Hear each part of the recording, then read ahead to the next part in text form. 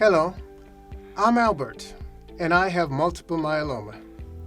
I'm Elizabeth, and I'm a research coordinator, which means I help carry out multiple myeloma research with patients and doctors in the clinic. We're here to talk about the kind of research that involves patients. I've had multiple myeloma for 7 years now, and I've been asked to participate in research studies a few times. At first, I didn't know much about research, so I wasn't always sure what to say, but I've learned more. Albert and I helped make this video to teach people about multiple myeloma research and what it means to participate. We hope that you find this brief video helpful.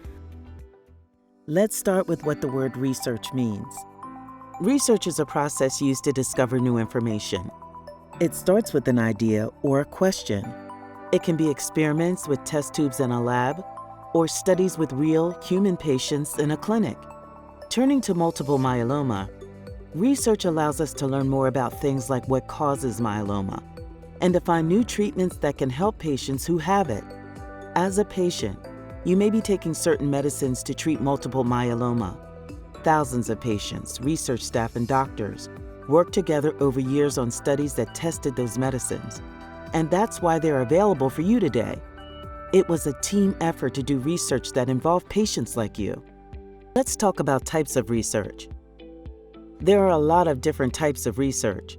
Some research involves reviewing medical records, or asking patients questions about symptoms they may have, or how their condition is affecting how they're doing in their job or other activities. Other kinds of research involve asking volunteers to take medicines.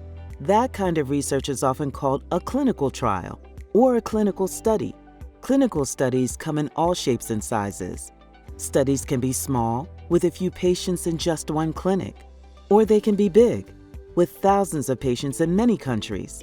Studies can be short, such as doing just one interview, or they can be long, where patients are followed over many years. Every study is a little different. In general, clinical studies are how doctors answer questions and get information that they hope can be used to directly improve the lives of patients.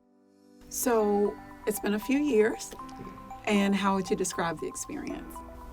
It's been an interesting experience. I had to get used to a whole new way of feeling and adjusted to the medication. But all in all, I feel great. God has blessed me with a body that has handled the medication well. So I'm doing very well. No complaints. Wow. So, what were some of your reservations and concerns? Well, the biggest concern was the word research. Will I be treated as a patient or a research object? And in researches, there is usually a placebo sugar pill.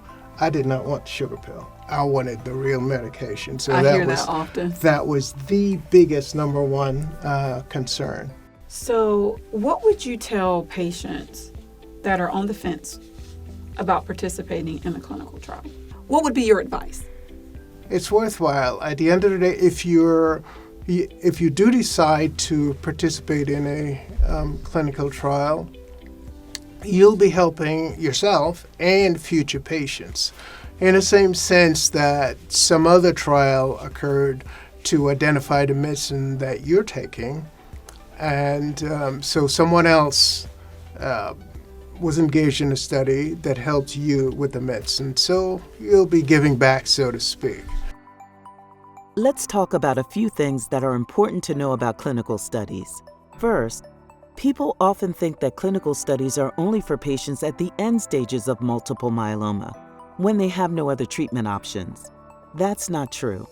Yes, some studies are done in patients with very advanced myeloma and with medicines that are being tested for the first time in humans. But many other studies involve patients who were recently diagnosed with multiple myeloma and haven't yet been treated. And still other patients are more in the middle. They've received 1 or 2 courses of myeloma treatment before, but their myeloma has now come back. Clinical studies are done at all stages of myeloma because researchers want to improve the care of all patients with myeloma, not just patients whose multiple myeloma is advanced.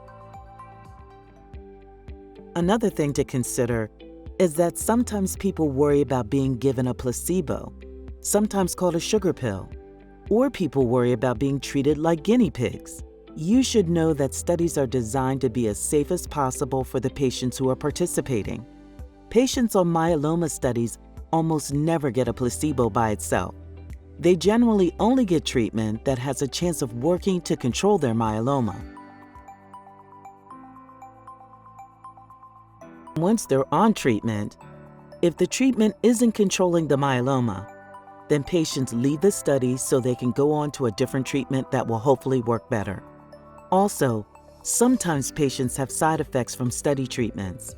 Studies are designed so that if side effects happen, changes are made to minimize those side effects. And if a study treatment is just too tough for a patient to tolerate, despite changes, then sometimes the study treatment is stopped, and the patient may leave the study to get some other kind of treatment that will hopefully be more tolerable. The top priorities for any clinical study are always to do good science and to protect the safety of all patients who are participating. No one is treated like a guinea pig. If you are interested in participating in a clinical study, there are important things to know about how studies are supervised, no matter the type, no matter the size, no matter the length. All clinical studies are reviewed by groups of experts not involved with the study itself. One group is called an Institutional Review Board, or IRB for short. Before any study starts, the IRB makes sure that the study is as safe as possible. Patients who participate in studies should never feel like guinea pigs because there are so many rules and regulations to protect them. If you are asked to participate in a study, you should never feel pressure to do it. It is your choice. And if you do decide to participate, you can change your mind and leave the study at any time. Leaving a study will not affect your multiple myeloma care, except that sometimes you may not be able to continue to receive the study treatment. Some treatments are only available through study.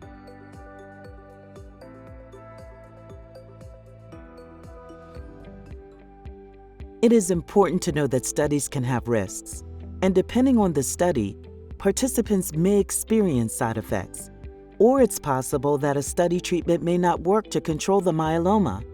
Any and all risks must be explained to patients before they sign up to participate.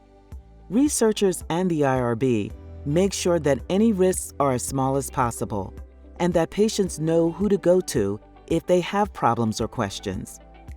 Researchers must make sure that your personal information is kept safe and confidential. Only the study team can access your study information, no one else. For most studies, when you enroll, you will be asked to sign what's called a consent form. A consent form has information about the study's possible risks and benefits. It also tells you why the study is being done and how it might help others. This way, you know what you're signing up for. It's important to remember that sometimes a clinical study doesn't give clear answers or provide a direct benefit for people participating in the study. However, even studies that don't lead to clear answers can give researchers new ideas to explore in later studies, and eventually those later studies lead to progress that can really help patients. All studies, big and small, take time. If you participate in a study, the study team should tell you how long the study will take and when you should expect updates. But if they don't, be sure to ask. In fact, it's important that you ask your study team all your questions. All questions are good questions. The goal of research is to create better futures for people with multiple myeloma and their loved ones. Researchers want to help people live longer, live better, and hopefully someday even find a cure for multiple myeloma. Thank you for watching our video. Even making this video involved research. Thank you to the many patients, care partners, clinic staff, and doctors who gave us the ideas that shaped this video. It was a team effort.